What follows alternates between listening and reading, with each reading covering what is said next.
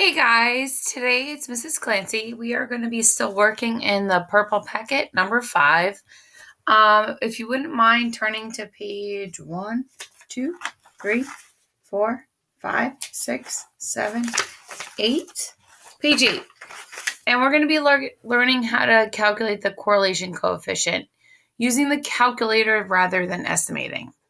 So if you don't have a TI-84 calculator, make sure to download it. And either using the Apple app or the Android app, Calculate 84 or Web at Emu. Please pause this video if you don't have either one of those or the packet. All right, now that we have everything we need, let's look to the bottom or underneath. It says steps to, turn to page 8, packet number 5, follow the instructions. First thing we need to do is turn our diagnostics on. So in order to turn the diagnostics on, we need to really understand, I'm going to put the pointer on. You need to push the mode button, which is right there where my finger is hovering over. And then you're going to go to diagnostics. It has to be on. So if you scroll down, it'll say diagnostics at the bottom. You're going to put it on like that and push enter. And then you're going to push clear to get out of the mode section. So we now have diagnostics on. Great. So what we're going to do is we're going to go look at number 1. We're going to press stat. And then we're going to go to edit. We've done this a bajillion times. However, in this time, we're going to put into list 1 all this data. And then in list 2, we're going to put all of this data. Please refer to the page in packet 5.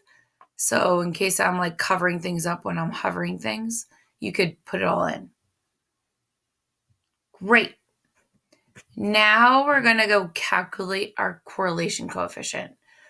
Once we have our data in, we're going to go to stat. And then we're going to scroll over to calc. And then on the top menu, we're going to go down to 4 and press enter a couple of times. And then you could simply read off the correlation coefficient.